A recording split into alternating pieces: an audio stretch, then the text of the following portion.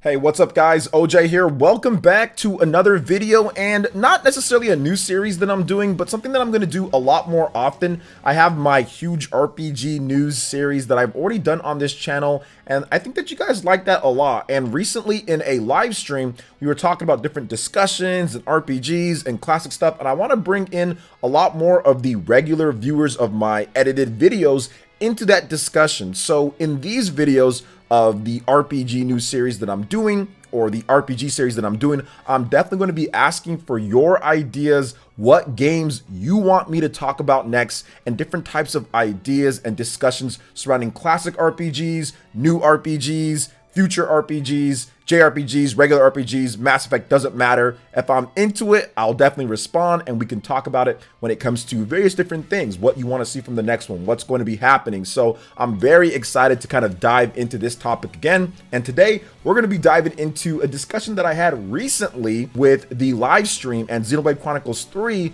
and why I like it so much and what could be happening for this, because I think that there is a major thing with Xenoblade Chronicles 3 that I want to talk about and of course get your ideas on. Some of you guys have been giving me some comments about Xenoblade Chronicles 3 battle system and stuff like that, but I wanted to go over it just a bit more. Plus, we're also going to talk about another big RPG coming to the Nintendo Switch, I think is a pretty big deal as well. Then of course some other big news in the industry as well. So let's go ahead and start off here with Xenoblade Chronicles 3 and some of the hype building around this and why I think I like this series so much, and then delve into the battle system and everything. So first and foremost, one of the games that I loved back in the day is the Secret of Mana series. Back then, Secret of Mana was very unique because there wasn't a lot of action RPGs from Japan. Now, there have been some on the NES, there were some on the Super Nintendo, but Secret of Mana was that first big Square Enix action RPG that made me fall in love with RPGs just in whole in general.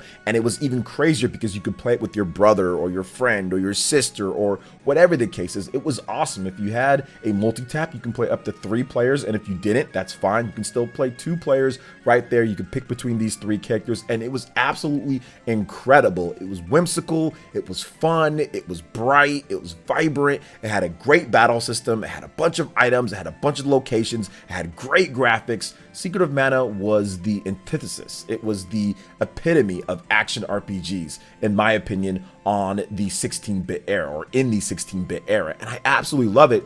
And you fast forward to what, 20 years later, 20 something years later, and Xenoblade comes out. And I never really made the connection between these up until recently, but I think that's the reason why I love Xenoblade so much. There's so many parallels, and heck, some people that even worked on Xenoblade obviously worked with Square back in the day on a game like Secret of Mana, and there's just so many parallels between these two franchises. You have big, bright, colorful, vibrant types of worlds, lots of grass or lots of areas and locations. You just have the combat. Obviously, you have up to 3 people or 4 people sometimes with Xenoblade, but 3 people fighting on your team. It's very whimsical at times. The music, not necessarily the same, but there's some same vibes here and there to it. So I think that's why I kind of picked up on Xenoblade so much. And Secret of Mana was never seen as the best RPG on the Super Nintendo. It was never seen that way, and I think that people don't consider Xenoblade the best in comparison to stuff like Dragon Quest and some of the other RPGs out there, or like Monster Hunter,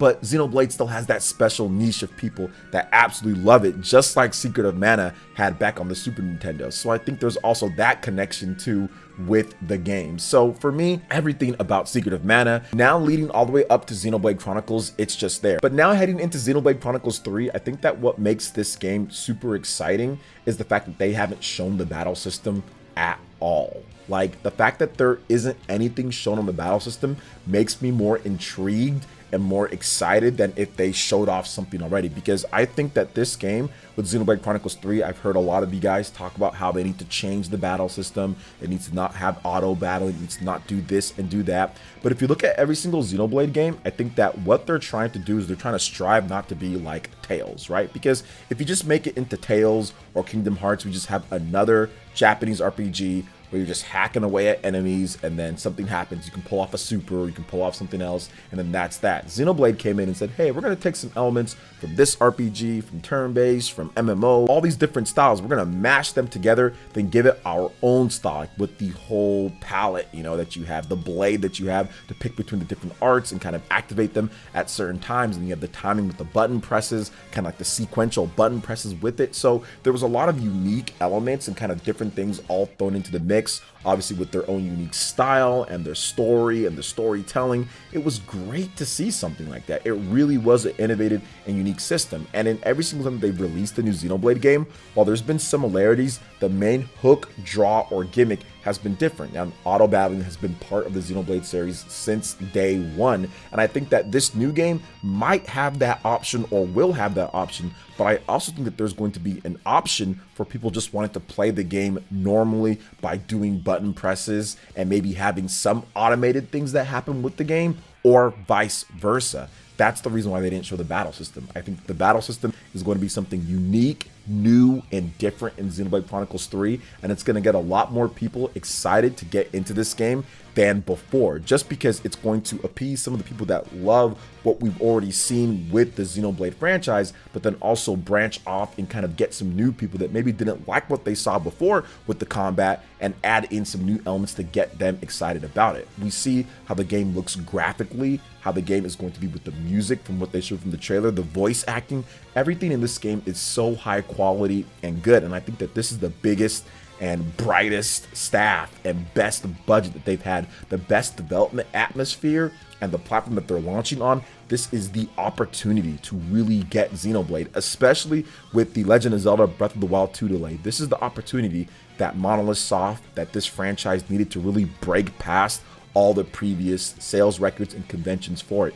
If they can nail this combat to where it can kind of touch some of the larger Nintendo base that's out there, that's looking, they're all looking at this game to see how it is, I think that it has an opportunity to do extremely well and really kind of forge a new path for Monolith Soft going forward in the future and for RPGs. If this game is incredibly successful, that's going to put more money obviously into Monolith Soft's pockets. Yes, Nintendo owns them, but it's going to give them more confidence of the upper brass to be able to try new things, try out new stuff, make new games, and have a more frequent release schedule alongside what they already do, helping out with all their other studios within Monolith Soft or different locations that help out with the other games like Animal Crossing, Splatoon, Zelda, and all of that. I think that this is a fantastic thing that we're going to see with Xenoblade. And of course, what other RPGs do you want me to talk about when it comes to what I liked in the past and kind of relating it to a modern game? What you want me to discuss when it comes to classic games? I'd be more than happy to take all of those thoughts in.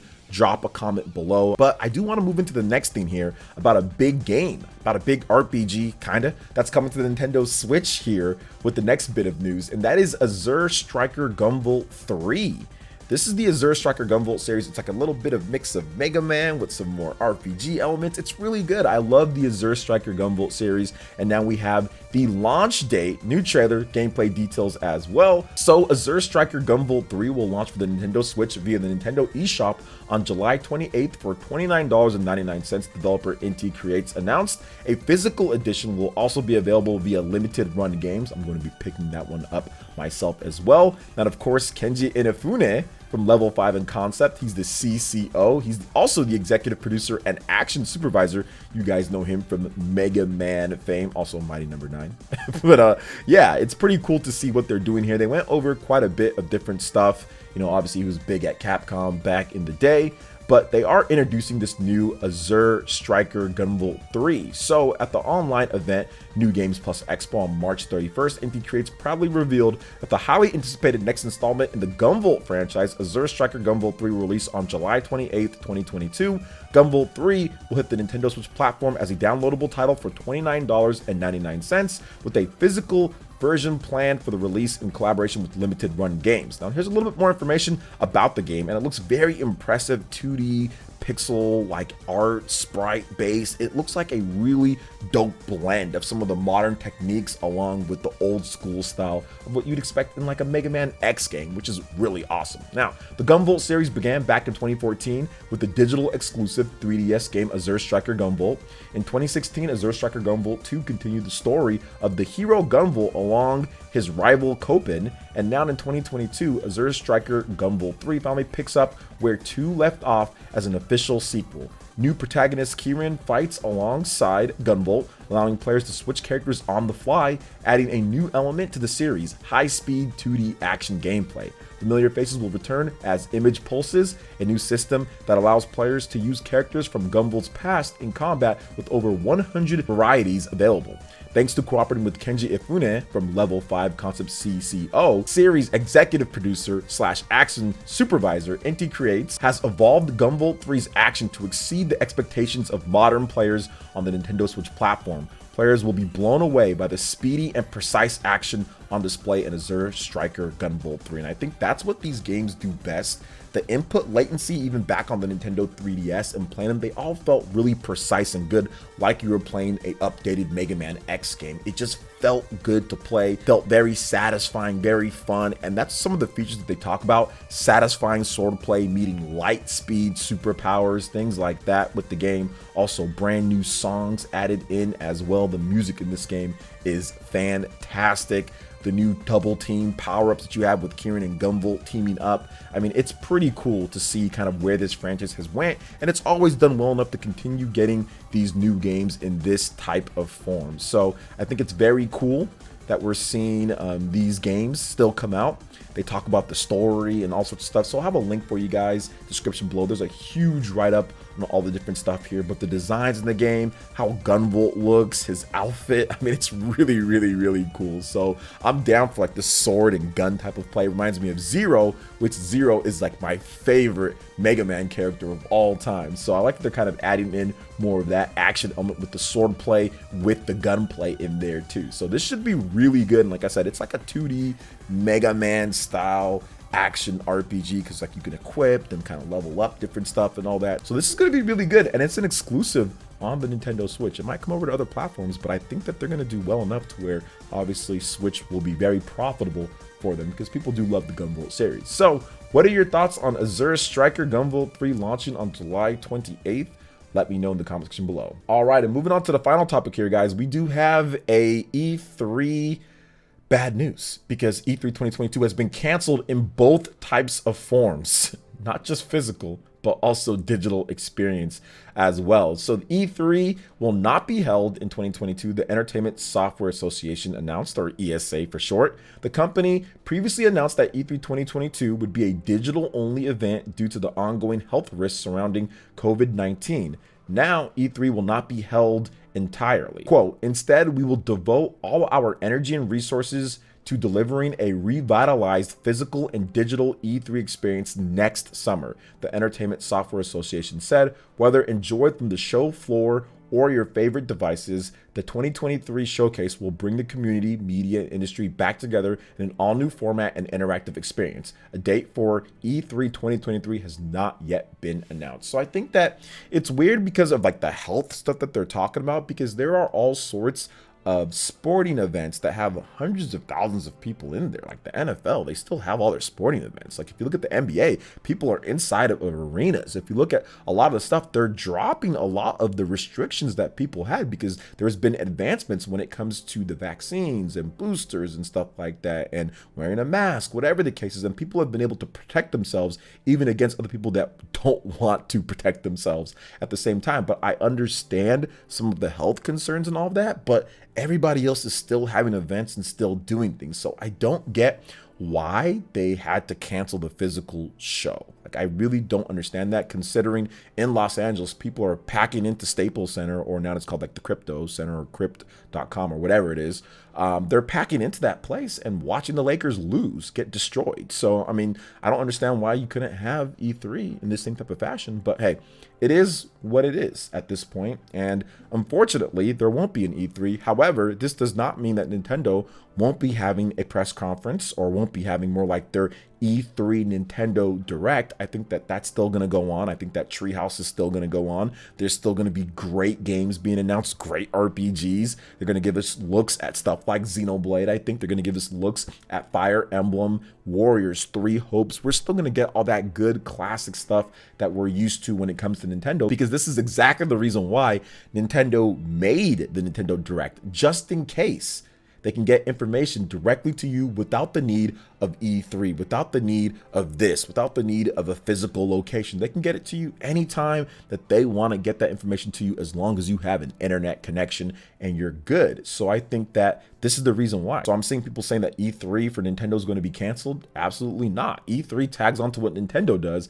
not the other way around at the end of the day. But Nintendo's always been supportive of E3, but we're still going to get that Direct. I think that we're still going to get Microsoft stuff. Obviously, Keighley is doing his Summer Games Fest, which, you know, Summer Games Fest is not good, in my opinion. It's stretched out way too far. They're saying now it's not going to be over 3 months, now it's over 1 month, or not over 2 months, now it's over one. It's still going to be a Keighley show, which is going to be packed full with advertisements, packed full with CG, packed full with like fake announcements, like vaporware type of announcements, you know. So that's kind of how Keighley shows go until proven otherwise. And I really haven't been proven otherwise. I'm not trying to hate on the man, and I'm going to watch the show, what he does, but it's sad to see E3 in the way that it's normally done kind of go away at this point. But hey, once again, it is what it is. We'll see how the Summer Games Fest kind of lines up. But to me, I'm still looking forward to Nintendo's show right around that same time period that they usually do their Nintendo Directs, that mid/early June or so. So what are your thoughts on all the different topics that we discussed here with the RPG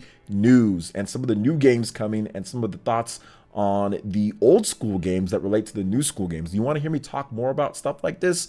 Let me know your thoughts in the comment section below. All right, guys, that wraps it up for this video here. Thank you so much for watching. I do appreciate it. Please make sure you hit that like button, subscribe if you're someone new, click that notification bell, and we will see you for the next video. Peace.